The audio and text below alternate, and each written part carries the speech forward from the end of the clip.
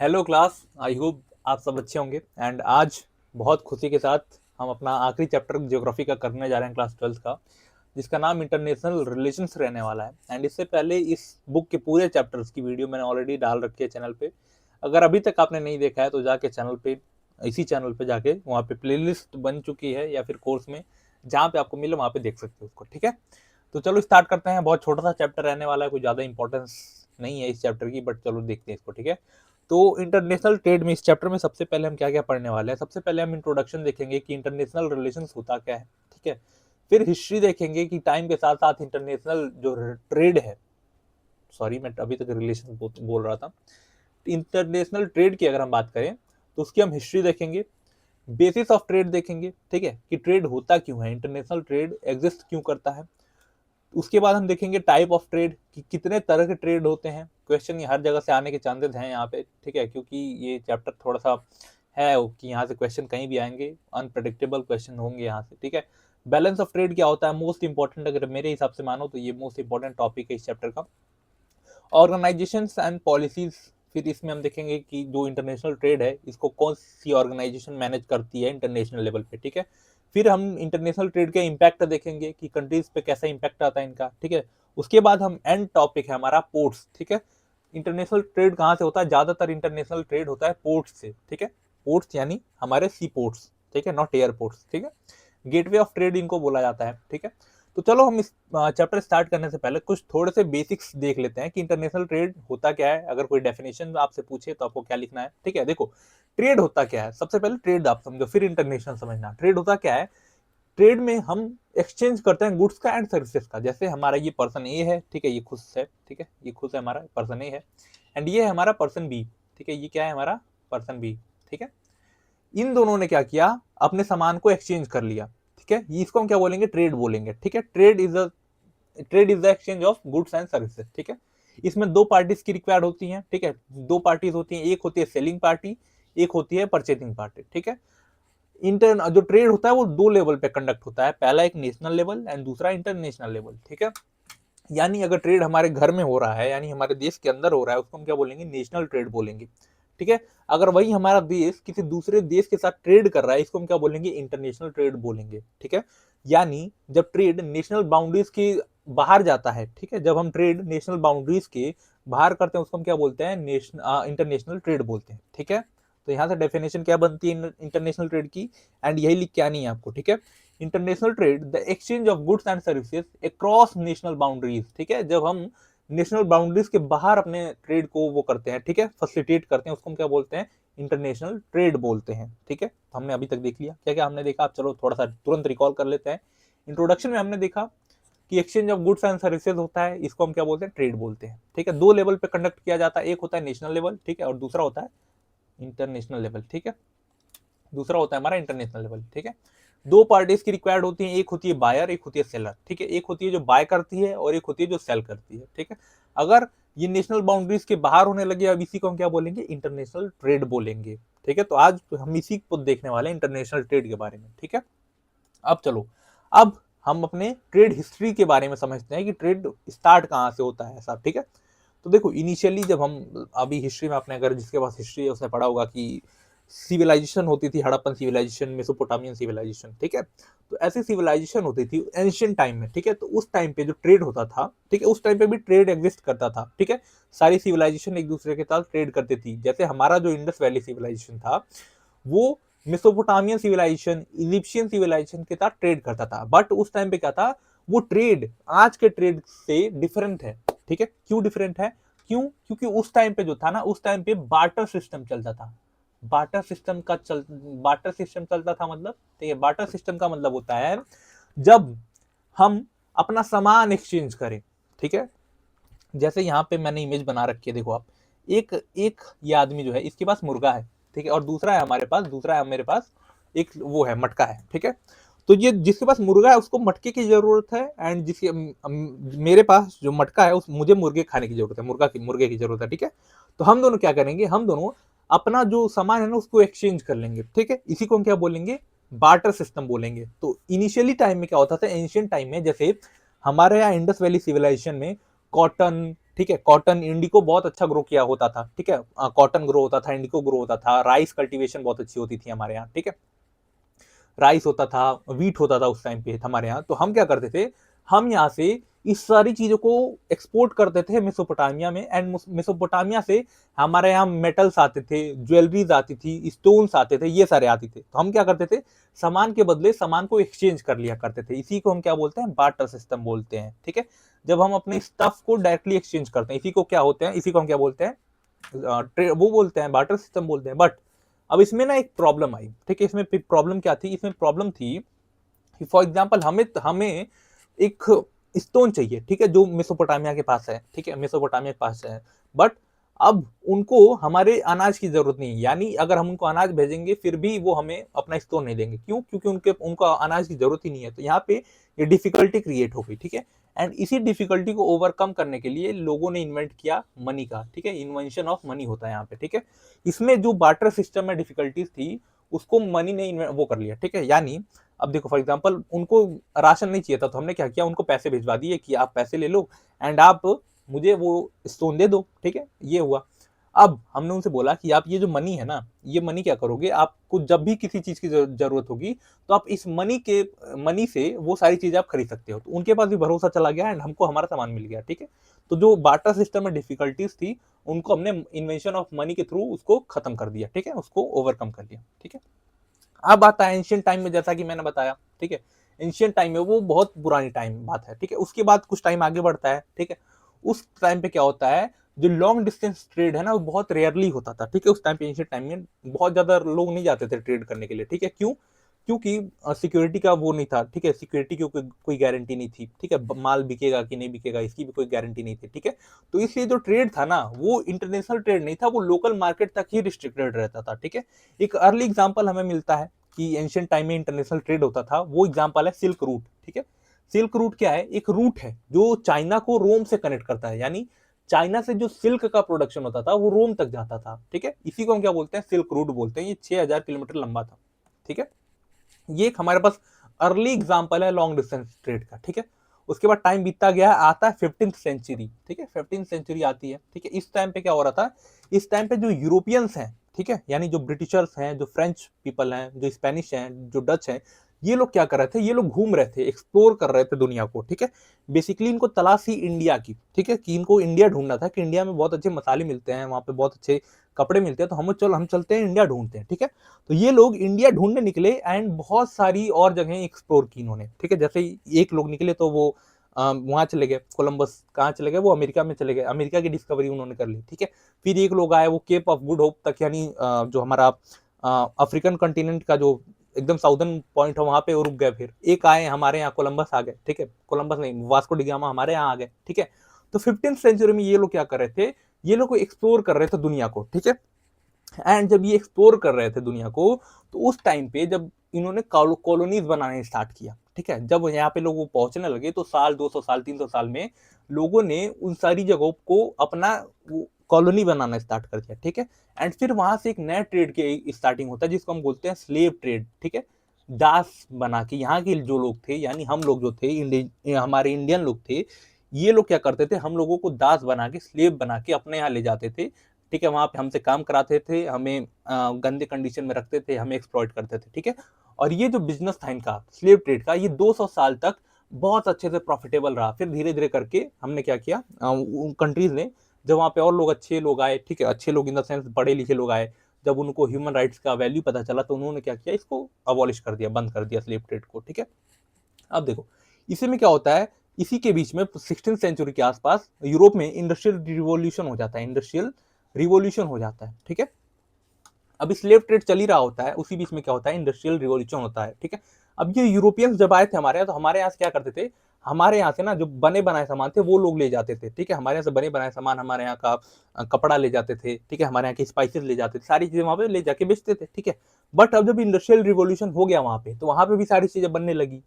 तो अब ये लोग क्या करते थे, हमारे यहाँ से जो कच्चा मटेरियल था, ठीक है, यानी कॉटन का वॉल, ठीक है, कॉटन ले जाते थे यहाँ से, फिर वहां से कपड़ा बना के उसको हमारे यहाँ लाके 4 गुने 5 गुने दाम में बेचते थे, ठीक है। तो यानी यहाँ से क्या हुआ, इंडस्ट्रियल रिवॉल्यूशन के टाइम से, यानी 16th सेंचुरी के बाद जो डायरेक्शन ऑफ ट्रेड था ये बदल गया था, ठीक है। Direction of international trade change हो गया था इसके बाद। पहले हमारे यहाँ से फिनिश्ड गुड उधर जाते थे, अब इंडस्ट्रियल रिवॉल्यूशन होने के बाद वहां से फिनिश्ड गुड हमारे यहाँ आने लगे, ठीक है।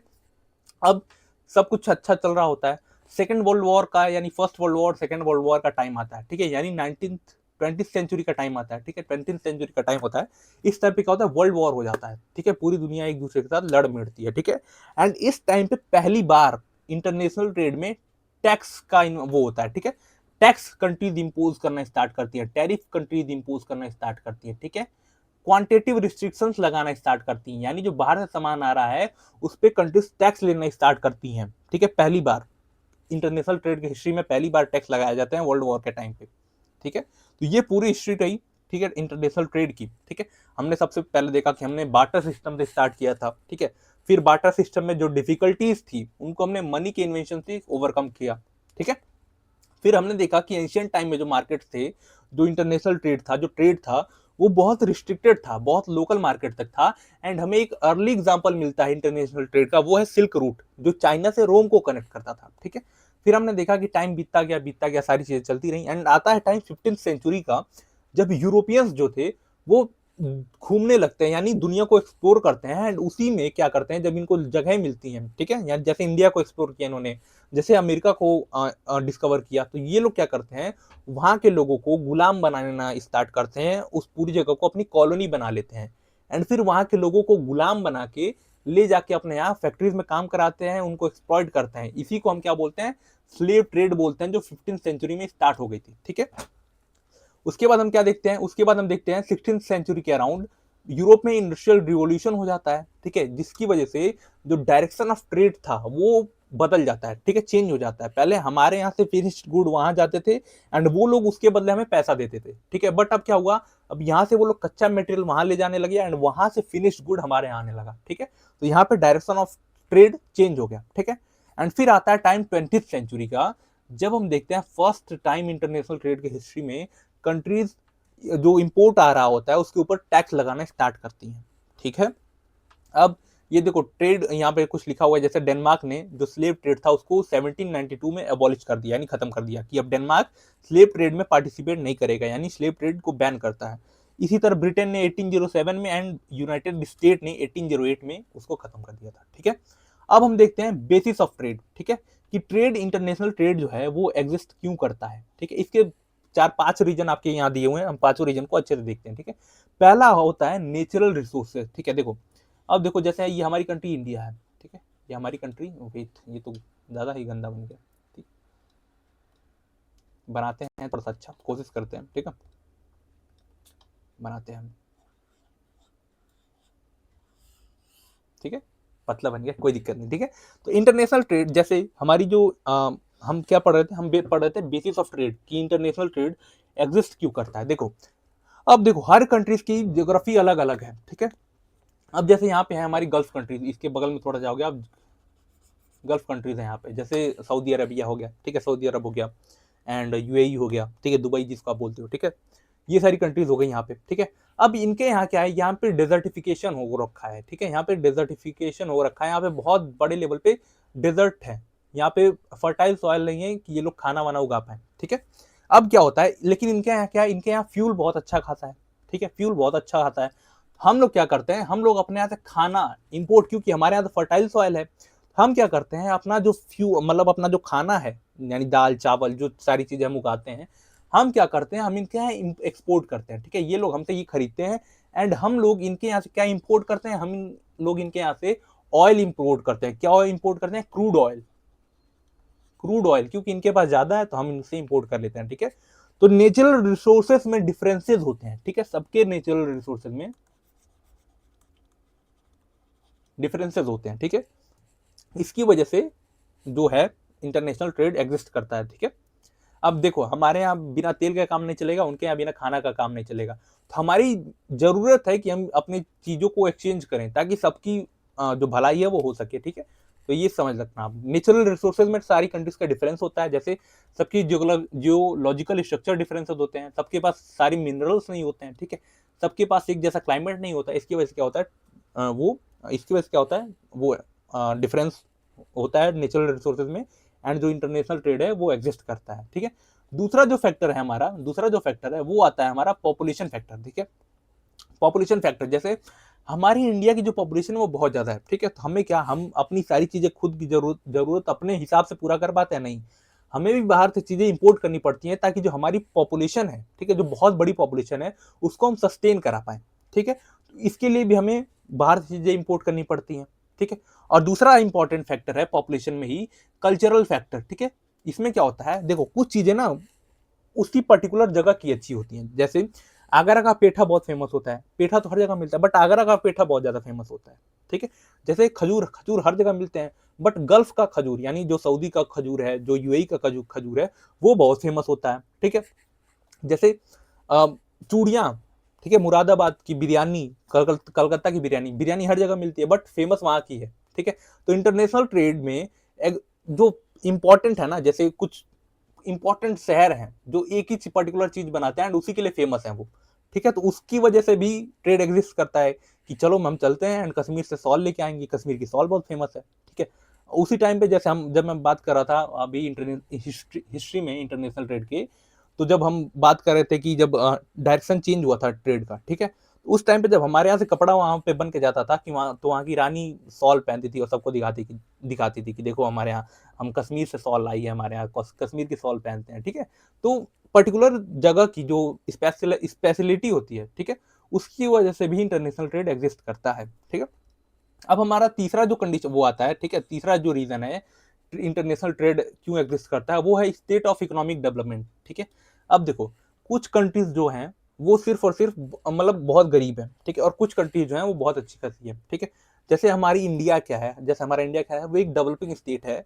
ठीक है, स्टेट है, एंड हमारे यहाँ एग्रीकल्चरल प्रोडक्ट अच्छे खासे होते हैं। ठीक है, तो हम क्या करते हैं, यूएस में भी एग्रीकल्चरल प्रोडक्ट देते हैं एंड वहां से हम क्या करते हैं, वहां से अपनी टेक्नोलॉजी हमारे यहाँ आती है। ठीक है, यानी हमारा जो गूगल है, ठीक है, हमारा जो माइक्रोसॉफ्ट है, सारी चीजें जो है वो मैक्सिमम हमारे यहाँ वहां से आई हैं। ठीक है, यूएसए से आई हुई हैं। ठीक है, तो जब इकोनॉमी में डिफरेंस है, हमारी इकोनॉमी अलग है, ठीक है, स्टेज ऑफ इकोनॉमी हमारी अलग है, हम डेवलपिंग इकोनॉमी है, वो डेवलप्ड इकोनॉमी है, तो जो ट्रेड होता है ना उसकी वजह से भी वो होता है। ठीक है, क्योंकि हम, वो लोग डेवलप्ड हैं तो वो हमसे आगे हैं, तो जाहिर सी बात है कि हम उनसे कुछ ना कुछ सीखेंगे, उनसे कुछ ना कुछ मंगाएंगे अच्छी चीजें अपने यहाँ। ठीक है, और चौथा जो रीजन होता है एक्सटेंट ऑफ फॉरेन इन्वेस्टमेंट। देखो अब बाहर की जब फॉर एग्जांपल जब इंटरनेशनल ट्रेड होता है, तो जो बाहर की कंपनीज होती है ना वो आपके यहाँ इन्वेस्टमेंट भी करती हैं। इससे क्या होता है, आपके यहाँ बाहर का पैसा आता है। ठीक है, जब बाहर का पैसा आएगा तो आपके यहाँ, आपकी कंट्री में क्या होगा, इंप्लॉयमेंट भी जनरेट होगी, ये सारी चीजें यहाँ पे होती हैं। ठीक है, एंड पांचवा ट्रांसपोर्ट एंड प्रिजर्वेशन टेक्नोलॉजी। ठीक है, जैसा अभी हमने देखा था कि एंशियंट टाइम में जो ट्रांसपोर्टेशन मतलब जो इंटरनेशनल ट्रेड था वो लोकल मार्केट तक ही रिस्ट्रिक्टेड था, बट आज के टाइम पे नहीं है ऐसा। क्यों? क्योंकि आज के टाइम पे ट्रांसपोर्टेशन बहुत अच्छा हो गया है, हमारे पास प्रिजर्वेशन टेक्निक्स हैं। ठीक है, जैसे दूध अगर 2 दिन रखो तो फट जाएगा, बट आज के टाइम में हमारे पास रेफ्रिजरेटर है, हम उसको महीने भर रख के इधर से उधर पहुंचा देते हैं। ठीक है, तो आप देखोगे मीट यानी जो बीफ है इंडिया से एक्सपोर्ट होकर वहां तक जाता है, कई महीनों तक ऐसे ही पैक करके फ्रिज में डाल के रखते हैं लोग। ठीक है, तो ये सारी चीजें हैं, जब से ये सारी चीजें अच्छी हो गई हैं, ये भी सारी चीजें कंट्रीब्यूट करती हैं इंटरनेशनल ट्रेड को बूस्ट करने के लिए। ठीक है, समझ में आई बात आपको? तो अभी तक हमने यही सारी चीजें देखी थी। ठीक है, जैसे डिफरेंस इन नेचुरल रिसोर्सेज, कि नेचुरल रिसोर्सेज में सबके डिफरेंस होता है। ठीक है, पॉपुलेशन फैक्टर हमने देखा कि सबका साइज डिस्ट्रीब्यूशन सबकी अलग अलग है। ठीक है, तो इसकी वजह से भी पर्सियन कारपेट, यहाँ पे देखो पर्सियन कारपेट, अब देखो कारपेट हर जगह मिलेगा, बट वही बात है कि हमें पर्सियन कारपेट चाहिए। ठीक है, ताकि रोला जम जाए कि बाहर से कोई आया, देखो हमारे यहाँ पर्सियन कारपेट है भाई। ठीक है, तो ऐसा कल्चरल फैक्टर भी है। एंड साइज ऑफ पॉपुलेशन है, अगर कहीं कंट्री का पॉपुलेशन बहुत ज्यादा है एंड वो कंट्री उनको सस्टेन नहीं करा पा रही, उनको खाना नहीं दे पा रही है, तो वो कंट्रीज को बाहर से चीजें इंपोर्ट ही करनी पड़ेंगी ना। ठीक है, बाहर से चीजें मंगानी पड़ेंगी। ठीक है, फिर हमने यही सारी चीजें देखी हैं, यहाँ पे लिखा हुआ है, अगर आपको चाहिए होगा तो यहाँ पे नोट है इसके, समझ लेना। ठीक है, तो हमने अभी तक क्या क्या देखा, हमने ये सारी चीजें देख ली हैं। ठीक है, कि बेसिस ऑफ इंटरनेशनल ट्रेड क्या होता है, पेन नहीं समझ आता। ठीक है, बेसिस ऑफ इंटरनेशनल ट्रेड हमने देख लिया है। अब हम देखने जा रहे हैं टाइप ऑफ ट्रेड्स। ठीक है, ट्रेड कितने तरह के होते हैं। इससे पहले मैं 2 मिनट आपका टाइम लूंगा। अगर आप सीबीएसई 2026 के लिए प्रिपरेशन कर रहे हो, या फिर आगे चल के आपको डीयू में एडमिशन चाहिए, ठीक है, या फिर उसके आगे चल के कभी आपको मन हुआ कि यार मुझे यूपीएससी देना है, बहुत कंपटीशन होता है, बहुत अच्छी नौकरी मिलती है, ठीक है, या फिर एसएससी देना है, तो सारी चीज़ों की जो नोटिफिकेशन है कब आती है, उसका एग्जाम सिलेबस क्या है, कैसे पढ़ना है, सारी चीज़ें इसी चैनल पे आने वाली हैं। ठीक है, अभी हम बोर्ड्स के लिए प्रिपेयर कर रहे हैं, जैसे ही ये बोर्ड्स खत्म होंगे वैसे ही हम सीयूटी के लिए तैयारी कराएंगे, एंड उसके बाद जैसे ही एसएससी का नोटिफिकेशन आता रहेगा हम तुरंत तुरंत आपको अपडेट करते रहेंगे एंड बताते भी रहेंगे वीडियो बना के। ठीक है, तो इसके लिए सारी चीजें आपको एक ही जगह पे मिले, सिर्फ और सिर्फ आपको करना क्या है, एग्जामिनेशन चैनल को सब्सक्राइब कर लेना है।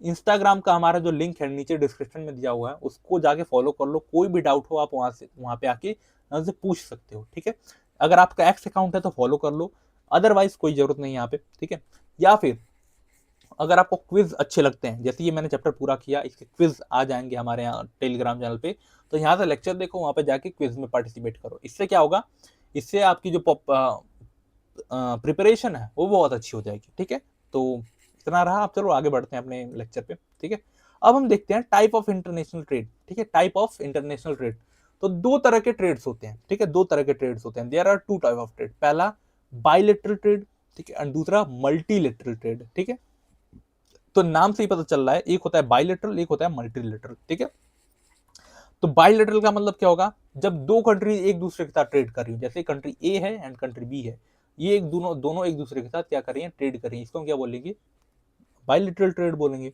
एंड मल्टीलेटरल ट्रेड का मतलब होता है जब जैसे एक कंट्री, जैसे हमारी इंडिया है ये, ठीक है, ठीक है, हमारी इंडिया क्या सिर्फ एक कंट्री से ट्रेड करती है, नहीं, हमारी इंडिया कंट्री ए से भी करेगी, बी से भी करेगी, सी से भी करेगी, डी से भी करेगी, सबसे करेगी। ठीक है, जब एक कंट्री कई कंट्रीज के साथ ट्रेड करती है, ठीक है, इसको हम क्या बोलेंगे, बायलेटरल ट्रेड बोलेंगे। ठीक है, जब एक कंट्री सिर्फ एक ही कंट्री के साथ ट्रेड करती है, इसको हम क्या बोलेंगे, बायलेटरल ट्रेड बोलेंगे।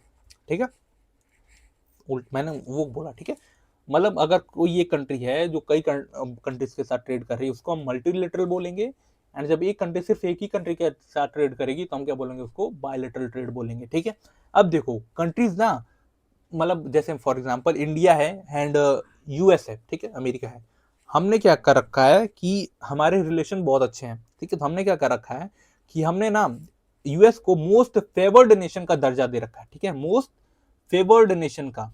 ठीक है, यानी वो हमारे लिए बहुत अच्छा है, हमने उनको एक किताब दे दिया है, मतलब एक पदवी दे दी है कि मोस्ट फेवर्ड नेशन, ये बहुत अच्छा नेशन है हमारे लिए। ठीक है, एंड ऐसे ही जो बहुत सारी खराब कंट्रीज है उनको हम कोई वो नहीं देते हैं। ठीक है, जैसे पाकिस्तान हो गया, उसके साथ हमारा कोई ट्रेड ही नहीं है। ठीक है, तो हम क्या देंगे उनको।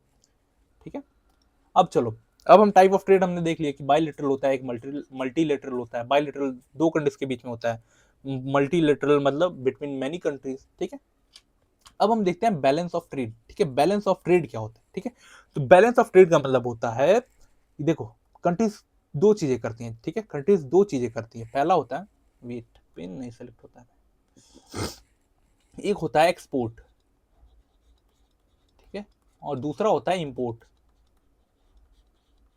ठीक है, एक्सपोर्ट का मतलब क्या होता है, जब आपके सामान आपके यहाँ से, मतलब आपकी कंट्री से जब सामान बाहर जाएगा तो हम उसको क्या बोलेंगे, एक्सपोर्ट बोलेंगे। ठीक है, जब आपकी कंट्री में सामान आएगा तब उसको हम क्या बोलेंगे, इंपोर्ट बोलेंगे। ठीक है, अब जब हम इसी को, ठीक है, अब जब हम इसी को रिकॉर्ड करते हैं, ठीक है, इसी को रिकॉर्ड करते हैं तो इसी को हम क्या बोलते हैं, बैलेंस ऑफ ट्रेड बोलते हैं। ठीक है, record the value of goods and services imported and exported. ठीक है, जितनी भी सर्विस, जितने भी गुड्स हमने एक्सपोर्ट किए एंड इंपोर्ट किए, ठीक है, उसी को जब हम रिकॉर्ड करते हैं तो उसी को हम क्या बोलते हैं, बैलेंस ऑफ ट्रेड बोलते हैं। ठीक है, अब ये रिकॉर्ड करना जरूरी क्यों होता है, समझो ये बात। ठीक है, इसको रिकॉर्ड करना जरूरी इसलिए होता है क्योंकि ये हमारी कंट्री की इकोनॉमी पे बहुत ज्यादा इंपैक्ट डालती है। ठीक है, किसी भी कंट्री का, फॉर एग्जांपल मान लो, अब देखो यहाँ पे दो इंपॉर्टेंट टर्म आएंगे। ठीक है, अगर किसी कंट्री का, ठीक है, अगर किसी कंट्री का एक्सपोर्ट ज्यादा है, ठीक है, अगर किसी कंट्री का क्या है, एक्सपोर्ट ज्यादा है, ठीक है, एक्सपोर्ट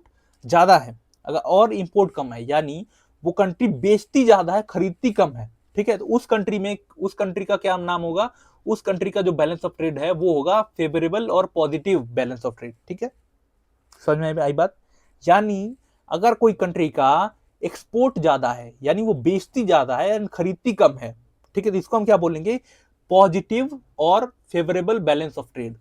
ठीक है, वही इसका ऑपोजिट, अगर कोई कंट्री इंपोर्ट ज्यादा करती है और एक्सपोर्ट कम करती है, उसी को हम क्या बोलेंगे, निगेटिव या फिर अनफेवरेबल ट्रेड। ठीक है, और इसमें क्या होता है, इसी में जो फाइनेंशियल रिजर्व्स हैं, यानी जो कंट्री के फाइनेंशियल रिजर्व्स हैं, जो कंट्री पैसे बचा के रखती है बाहर की चीजों खरीदने के लिए, वो धीरे धीरे घटता जाता है। क्यों? क्योंकि वो बाहर ज्यादा खरीद रही है, और जब खरीदेगी तो पैसे भी देने पड़ेंगे। और यहाँ पे क्या है, यहाँ पे वो बेच ज्यादा रही है, तो जब बेचेगी तो बाहर से पैसे इंडिया में आएंगे, मतलब बाहर से पैसे कंट्री में आएंगे। इससे क्या होगा, जो फाइनेंशियल रिजर्व है उस कंट्री का वो बहुत ज्यादा बढ़ेगा। ठीक है, तो ये बहुत इंपॉर्टेंट कॉन्सेप्ट है, ये आगे चल के भी बहुत काम आएगा आपको। ठीक है, तो इसलिए मैंने यहाँ पे बहुत अच्छे से इसको डिटेल में समझा दिया है। ठीक है, अब हमने देख लिया बैलेंस ऑफ ट्रेड, हमने देख लिया जब एक्सपोर्ट ज्यादा है, यानी हम बाहर से ज्यादा बाहर बेच रहे हैं तो पॉजिटिव होगा, और हम जब इंपोर्ट बाहर से मंगा रहे हैं तो वो हमारे लिए नेगेटिव होगा। ठीक है, इतना बस याद रखना आपको, और सारी चीजें याद हो जाएंगी। ठीक है, अब देखो, अब हम आज देखने वाले हैं कि कुछ ऑर्गेनाइजेशंस जो इसको रेगुलेट करते हैं। ठीक है, रेगुलेट करते हैं। ठीक है, अब देखो, गवर्निंग बॉडीज, ठीक है, गवर्निंग बॉडी जो इंटरनेशनल ट्रेड को मैनेज करती हैं। ठीक है, इसमें एक नाम आता है GATT का, और एक आता है WTO का। इनको हम हिस्ट्री बाद में देखेंगे। ठीक है, सबसे पहले हम the case of free trade समझ लेते हैं। ठीक है, केस ऑफ फ्री ट्रेड का मतलब क्या होता है, आपको समझ क्या समझ में आना है बात। ठीक है, the act of opening up economies for trading is known as free trade और ट्रेड लिबरलाइजेशन। ठीक है, इसका मतलब अभी समझो। ठीक है, हमने देखो हिस्ट्री में हमने पढ़ा था, मतलब अभी इस इंटरनेशनल ट्रेड की हिस्ट्री में, कि वर्ल्ड वॉर के टाइम पे कंट्रीज ने टैरिफ लगाने स्टार्ट कर दिए। ठीक है, यानी जो बाहर से इंपोर्ट आएगा हम उस पर टैक्स लेंगे। अब जब उस पर हम टैक्स लेंगे तो उससे क्या होगा, उनका जो प्रोडक्ट है वो महंगा हो जाएगा। ठीक है, तो फ्री ट्रेड में हम क्या करते हैं, वही जो टैरिफ्स है ना उसको हम खत्म कर देते हैं, यानी हम कोई भी टैरिफ नहीं लेंगे, हम फ्री ट्रेड करेंगे। आप हमारे यहाँ आओ सामान बेचो, हम कोई भी टैरिफ नहीं लेंगे। हम आपके यहाँ सामान बेचेंगे, आप कोई टैरिफ नहीं लोगे, उस पर कोई भी टैक्स नहीं लोगे। इसी को हम क्या बोलते हैं, फ्री ट्रेड बोलते हैं, या फिर ट्रेड लिबरलाइजेशन बोलते हैं। समझ में आई बात? और ये हम कैसे अचीव करते हैं, by bringing down the trade barriers like tariff.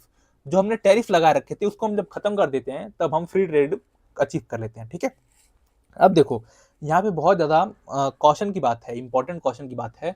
जब जो फॉर एग्जांपल जैसे इंडिया है और यूरोपियन यूनियन है, ठीक है, हमारे बीच में आज के टाइम पे फ्री ट्रेड एग्रीमेंट की बात चल रही है। ठीक है, फ्री ट्रेड एग्रीमेंट की बात चल रही है कि हम फ्री ट्रेड एग्रीमेंट कर लेते हैं, यानी इंडिया से सामान जो यूरोपियन यूनियन में जाएगा उस पर वो लोग कोई टैक्स नहीं लेंगे, एंड उनके यहाँ से जो सामान हमारे यहाँ आएगा उसके ऊपर भी हम कोई टैक्स नहीं लेंगे। ठीक है, अब देखो, इससे कहीं कहीं कुछ कंट्रीज फ्री ट्रेड एग्रीमेंट में झिझकती क्यों है करने से, इसका इंपॉर्टेंट रीजन है। जैसे इंडिया और चाइना के बीच में क्या हुआ, इंडिया और चाइना के बीच में मान लो फ्री ट्रेड एग्रीमेंट हो गया। ठीक है, अब देखो, हमारे यहाँ से जो सामान उनके यहाँ जाएगा उस पर वो लोग टैक्स नहीं लेंगे, एंड उनके यहाँ से जो हमारे यहाँ सामान आएगा हम उस पर टैक्स नहीं लेंगे। अब यहाँ पे दिक्कत क्या होगी, वो लोग बहुत बड़े मात्रा में, यानी बहुत बड़ी क्वांटिटी में, जब अपने यहाँ से बहुत चीप सामान बना के हमारे यहाँ दे देंगे। ठीक है, या जैसे उन्होंने बहुत ज्यादा फोन बना लिया, उन्होंने क्या किया, हमारे मार्केट में घुसा दिया। ठीक है, एंड हमारे यहाँ भी मार्केट, हमारे यहाँ के लोग हैं जो हमारे यहाँ, जैसे हमारा माइक्रोमैक्स है, जैसे हमारा लावा है, हमारे यहाँ भी लोग फोन बनाते हैं। तो अब क्या होगा, उनका जो चीप प्रोडक्ट है सारे लोग उसको खरीदेंगे, एंड जो हमारे लोग हैं, यानी जो हमारी कंपनीज हैं, जो हमारी इंडियन कंपनीज है, उनका मार्केट खत्म हो जाएगा। ठीक है, तो वो जो चीप प्रोडक्ट उन्होंने बहुत बड़ी लेवल पे, बहुत बड़ी क्वांटिटी में हमारे यहाँ लाके इंपोर्ट कर दिया ना, उसी को हम क्या बोलते हैं, डंप गुड्स बोलते हैं। ठीक है, डंप्ड गुड्स, बहुत सस्ते रेट पे, बहुत सस्ती माल पे, बहुत सस्ते रेट पे उन्होंने हमारे यहाँ लाके उसको डंप कर दिया, गुड अपने मार्केट को, मतलब अपना जो प्रोडक्ट था उसको हमारे यहाँ लाके डंप कर दिया। ठीक है, तो ये क्या होता है, इसी को हम डम्प्ड गुड्स बोलते हैं, चीप इंपोर्ट्स। ठीक है, इससे क्या होता है, इससे जो कंट्री होती है ना, जो इंडिजिनस कंपनीज होती हैं, जैसे हमारा लावा है, माइक्रोमैक्स है, इसका जो मार्केट है वो खत्म हो जाता है।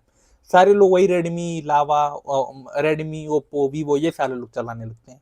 ठीक है, तो ये यहाँ पे फ्री ट्रेड में एक क्वेश्चन की बात है, तो ये थोड़ा ध्यान रखना कि डम्प्ड गुड्स क्या होते हैं।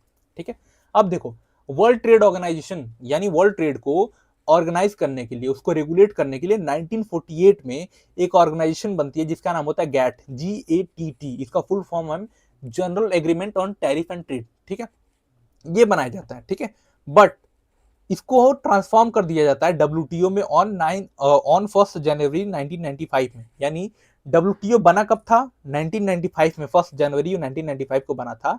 एंड किसकी जगह पे बना था, ठीक है, किसको ट्रांसफॉर्म किया गया था, GATT को। ठीक है, अब WTO का रोल क्या होता है, ठीक है, WTO का रोल क्या होता है कि ये जो इंटरनेशनल ट्रेड है उसमें रूल्स बनाती है कि इंटरनेशनल ट्रेड कैसे होगा, अगर किसी दो देशों के बीच में कोई डिस्प्यूट है उसको कैसे रिजॉल्व किया जाएगा, ये सारी बात इसमें चीजें इसमें होती हैं। ठीक है, अब ऑर्गेनाइजेशन हमने देखे कि कौन कौन से ऑर्गेनाइजेशन हैं जो ट्रेड को वो करते हैं, ठीक है, रेगुलेट करते हैं, ठीक है।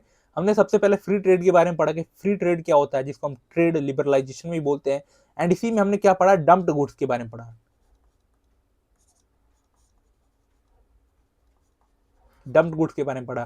फिर हमने देखा GATT फॉर्म्ड होता है 1948 में, ठीक है, ताकि ये ट्रेड को कंट्रोल कर सके, टैक्स को कंट्रोल कर सके। एंड लास्ट में चल के 1995 में यही ट्रांसफॉर्म हो जाता है जो WTO बनता है, वर्ल्ड ट्रेड ऑर्गेनाइजेशन, ठीक है, 1995, ठीक है। अब हम इम्पैक्ट देखते हैं कि इंटरनेशनल ट्रेड का इम्पैक्ट क्या होता है, ठीक है। अब देखो, इंटरनेशनल ट्रेड के इम्पैक्ट अच्छे भी हैं, बेनिफिट्स भी हैं, उससे प्रॉब्लम भी है। जैसे इंटरनेशनल ट्रेड जब भी होता है तो जो दोनों कंट्रीज ट्रेड कर रही हैं वो चाहती हैं कि म्यूचुअली बेनिफिशियल हो, ठीक है, म्यूचुअली बेनिफिशियल होता है, लीड टू रीजनल स्पेशलाइजेशन, ठीक है। यानी फॉर एग्जांपल हमारे यहाँ से वो जानी थी, कश्मीरी शॉल जानी थी कहीं बाहर इंपोर्ट करने के लिए, ठीक है। हमने क्या किया, जब हमारे यहाँ से वही ट्रेड हो रहा है, हमारे यहाँ कश्मीरी शॉल ही जा रही है बाहर बिकने के लिए, तो किससे क्या होगा, वो जो था ना, वो जो प्रोडक्शन था कश्मीरी शॉल का, उसमें और स्पेशलाइजेशन आने लगेगा, लोग उसको और अच्छा बनाने लगेंगे, ठीक है। तो म्यूचुअली बेनिफिशियल भी होगा, उससे हमें पैसे ही मिलेंगे, एंड जो हमारा रीजनल प्रोडक्ट है उसमें और ज्यादा स्पेशलाइजेशन आने लगेगा, ठीक है। हायर लेवल ऑफ प्रोडक्शन, जब हमारे शॉल की डिमांड बहुत ज्यादा होगी तो उसका प्रोडक्शन भी बहुत ज्यादा होने लगेगा, ठीक है। एंड जो उसको लोग बना रहे हैं, ठीक है, उससे उसको जो लोग बेच रहे हैं उनके जो स्टैंडर्ड है, ठीक है, लिविंग स्टैंडर्ड, वो भी अच्छे खासे हो जाएंगे, ठीक है। इससे क्या होगा, इससे जो हमारा शॉल है वो पूरे वर्ल्ड वाइड अवेलेबल हो जाएगा, ठीक है। जब इंटरनेशनल ट्रेड होता है तो जो हमारा शॉल होगा वो पूरे वर्ल्ड वाइड अवेलेबल होगा, कोई भी खरीद सकता है, ठीक है। इक्वलाइजेशन ऑफ प्राइजेस, ठीक है, यानी जो प्राइस होगा वो इक्वल होगा, जो जितना हमारे यहाँ मिलता है उतना वहां भी मिलेगा, ठीक है। अब ये कंट्री टू कंट्री डिपेंड करता है, अगर किसी ने उस पर ट्रेड वो टैक्स लगा दिए तो महंगा हो जाएगा, ठीक है। इसके अलावा क्या होता है, इंटरनेशनल ट्रेड से नॉलेज और कल्चर का भी एक्सचेंज होता है, इसको मुझे बताने की जरूरत नहीं, ये हमने कई बार पढ़ रखा है, ठीक है। ग्लोबलाइजेशन जब हम पॉलिटिकल साइंस पढ़ेंगे उसमें ये एक बार और हम इसको पढ़ेंगे, ठीक है। दूसरा हम क्या देखते हैं, प्रॉब्लम ऑफ इंटरनेशनल ट्रेड, ठीक है, प्रॉब्लम ऑफ इंटरनेशनल ट्रेड, ठीक है। इसका एग्जांपल, जैसे कुछ प्रॉब्लम्स हम देखते हैं, जैसे lead to dependency on other countries, ठीक है। जैसे फॉर एग्जांपल सॉफ्टवेयर के मामले में हम पूरी तरह कहाँ है, पूरी तरह अमेरिका पे डिपेंड है, ठीक है, पूरी तरह हम उस पर डिपेंड है, ठीक है। अगर उसने बोल दिया कि कल से गूगल और माइक्रोसॉफ्ट इंडिया में काम नहीं करेंगी तो हम पूरा इंडिया बंद पड़ जाएगा ऐसे, तो ठीक है। तो प्रॉब्लम इसकी वजह से इंटरनेशनल ट्रेड की वजह से यही आता है कि कुछ कंट्रीज टोटली डिपेंड हो जाती हैं, ठीक है। Uneven level of development and exploitation, ठीक है, अनइवन लेवल ऑफ डेवलपमेंट होता है। जैसे जो लोग कश्मीरी शॉल बेच रहे थे उनके लिए तो फायदेमंद है, बट उसका फायदा सबको नहीं हो रहा है, ठीक है। यानी अनइवन लेवल ऑफ डेवलपमेंट हो रहा है, उनका डेवलपमेंट हो रहा है और बाकी कंट्रीज के लोगों का नहीं हो रहा है, ठीक है। तो इससे ये भी प्रॉब्लम होती है, ठीक है। और इससे क्या होता है, डिप्लीटेशन ऑफ नेचुरल रिसोर्सेज एंड, ठीक है, मतलब नेचुरल रिसोर्सेज को यहाँ पे बहुत ज्यादा एक्सप्लॉइट किया जाता है, ठीक है। पोल्यूशन इसकी वजह से बहुत ज्यादा क्रिएट होता है कि सब लोग पैसे कमाने के चक्कर में बहुत ज्यादा बनाने लगते हैं, इससे पोल्यूशन भी क्रिएट होता है, ठीक है। तो ये सारे रहे प्रॉब्लम्स एंड बेनिफिट्स, ठीक है। क्वेश्चन पूछ सकते हैं यहाँ से, ठीक है, तो याद रखना इसको, ठीक है। तो हमने बेनिफिट्स देख लिया एंड हमने प्रॉब्लम्स देख ली, ठीक है। अब हम चलते हैं हमारे लास्ट टॉपिक पोर्ट्स के बारे में पढ़ने के लिए, ठीक है। तो पोर्ट्स को हमने कई पार्ट में कैटेगराइज किया है, on the basis of cargo handle, ठीक है, on the basis of cargo handle, ठीक है, on the basis of location, ठीक है, on the basis of specialised function, ठीक है। इन सब के बेसिस पे हमने क्या किया है, इनको कैटेगराइज किया कर रखा है, ठीक है। जैसे कार्गो हैंडल के on the basis of cargo handle, चलो इसको यहाँ पे लिखा हुआ है, मैंने इस पे पढ़ा देता हूँ, ठीक है। On the basis of cargo handles हमने इनको 3 पार्ट में कैटेगराइज किया, जैसे एक होता है इंडस्ट्रियल, एक होता है कॉमर्शियल, एक होता है कॉम्प्रिहेंसिव पोर्ट, ठीक है। इंडस्ट्रियल पोर्ट्स क्या होते हैं, ठीक है, ये जैसे specialised in bulk cargoes like grains और ऑयल्स, ठीक है, बल्क कार्गोज को ये लोग करते हैं, ठीक है। जो कॉमर्शियल होते हैं ये handle general cargoes and packed product, ठीक है, ये लोग जनरल कार्गोज प्रोडक्ट वो करते हैं, जैसे कपड़ा एक्सपोर्ट करना है, ठीक है, और सारी चीजें एक्सपोर्ट करनी है, ठीक है। और ये लोग इंडस्ट्रियल वाले इंडस्ट्री से रिलेटेड सारी चीज, जैसे ग्रेन्स हो गए, ओर्स हो गए, ऑयल्स हो गई, पोर्ट्स, इंडस्ट्रियल पोर्ट्स, ठीक है, ये सारी चीजें इंपोर्ट करती हैं, एक्सपोर्ट करती हैं। कॉमर्शियल पोर्ट्स हम पैक्ड आइटम एक्सपोर्ट करते हैं, एंड कॉम्प्रिहेंसिव पोर्ट दोनों चीजों को एक्सपोर्ट करता है। तो most of the world great port और कॉम्प्रिहेंसिव पोर्ट, यहाँ से दोनों चीजें एक्सपोर्ट होती हैं, ठीक है। अगर हम बात करें on the basis of location पे, ठीक, on the basis of location, तो इसमें दो पोर्ट्स आती हैं, ठीक है, दो पोर्ट्स हैं, एक है हमारा इनलैंड पोर्ट और दूसरा है आउट पोर्ट, ठीक है। इनलैंड पोर्ट्स का क्या मतलब होता है, जैसे ये है हमारा समुद्र, ठीक है, ये हमारा समुद्र, ठीक है, एंड यहाँ से एक नदी बह के आ रही है, ठीक है, नदी बह के आ रही है, हर नदी जाके समुद्र में मिलती है, ठीक है। तो इनलैंड पोर्ट का मतलब होता है कोई पोर्ट यहाँ पे नदी के ऊपर बना हुआ हो, ठीक है, एंड जहाज जो है ना यहाँ से नदी में, नदी से यहाँ पे आए एंड फिर यहाँ से वापस जाए, ठीक है, नदी से, ठीक है, समझ में बात। तो इनलैंड पोर्ट्स जो रिवर से, रिवर कोस्ट से, मतलब सी कोस्ट से अंदर बना होता है, रिवर पे बना होता है या फिर किसी कैनाल पे बना होता है। जैसे कोलकाता एक सी पोर्ट है, एंड एक मतलब कोलकाता जो है, कोलकाता पोर्ट जो है वो हुगली रिवर पे बना हुआ है, यानी जो ये for example Bay of Bengal है, बे ऑफ बंगाल है ये, ठीक है, एंड यहाँ से हुगली रिवर आके मिलती है, तो कोलकाता पोर्ट यहाँ पे हुगली रिवर पे बना हुआ है, यानी इनलैंड पोर्ट है। आउट पोर्ट क्या होता है, जैसे एक समुंदर है, ये पूरा समुंदर है, ठीक है, ये समुंदर है, और कोई पोर्ट जो समुद्र के बीच में बना हुआ है, ठीक है, यानी कुछ ऐसी शिप्स जो यहाँ कोस्ट तक नहीं जा पाती हैं, वो यहाँ पे आके अपना सामान डंप कर देती हैं, इसी को हम क्या बोलते हैं, आउटपुट बोलते हैं, ठीक है। अब देखो classification 3 on the basis of specialised function, जैसे ऑयल पोर्ट्स, नाम से पता चल रहा है, जो पोर्ट्स, जिस पोर्ट पे ऑयल प्रोसेसिंग एंड शिपिंग का काम होता है, ठीक है। दूसरा पोर्ट ऑफ कॉल, ठीक है, जैसे फॉर एग्जांपल जैसे ये बहुत सारे, अब सी है तो सी में बहुत सारी जगह पोर्ट्स हैं, ठीक है। तो पोर्ट ऑफ कॉल क्या होता है, जैसे फॉर एग्जांपल ये है हमारा, क्या ये हमारा कोलकाता पोर्ट है, एंड यहाँ पे विशाखापट्टनम पोर्ट है, ठीक है। तो यहाँ से यहाँ तक बीच में जब जहाज जाएंगी तो बीच में एक कोई पोर्ट होगा, ठीक है, बीच में कोई पोर्ट होगा जहाँ पे ये जहाज है ना रिफ्यूलिंग के लिए, सप्लाई के लिए, यानी फूड्स वहाँ पे चढ़ाने के लिए, ये सारी चीजें बनी होंगी, तो इसी को हम क्या बोलते हैं, पोर्ट्स ऑफ कॉल बोलेंगे, ठीक है। यहाँ पे तीसरा टाइप आता है पैकेट स्टेशन का, जिसको हम फेरी पोर्ट बोलते हैं, ठीक है। इसमें जैसे बीच में कोई टापू है तो वहाँ पे फेरी चलती है, ठीक है, जिसपे जो पैसेंजर्स है घूमने आते हैं तो उनको इधर से उधर घुमाया जाता है, ठीक है। इंट्रे पोर्ट्स क्या होते हैं, अगर जो है इंट्रे पोर्ट्स क्या होते हैं, ठीक है। अब देखो इंट्रे पोर्ट्स मतलब होते हैं कि देखो हर जगह से सामान वहां पे आएगा, ठीक है, हर जगह से उस पोर्ट पे सामान आएगा, ठीक है, एंड फिर वहां से रीडिस्ट्रीब्यूट होगा, ठीक है, और जगह एक्सपोर्ट होगा, उसी को हम क्या बोलते हैं, इंट्रे पोर्ट बोलते हैं। एंड जो लास्ट है हमारा वो है नेवल पोर्ट, ठीक है। नेवल पोर्ट नाम से पता चला है कि जहाँ पे नेवी स्टार्ट वो रहती है, जो हमारे स्ट्रेटेजिक इंपॉर्टेंस के लिए होता है, ठीक है, वो हमारे लिए इंपॉर्टेंट होता है। जैसे इंडिया में कोची है, ठीक है, कोची पोर्ट है, ये एक नेवल पोर्ट है, ठीक है। तो ये रहा पूरा टॉपिक आपका कंप्लीट, ठीक है, तो पूरा कंप्लीट कर लिया हमने, ठीक है। तो आई होप आपको जो लेक्चर है वो अच्छा लगा होगा, and if you like this video do subscribe our channel. Till then keep learning, keep growing, stay connected, God bless you all, Jai Hind.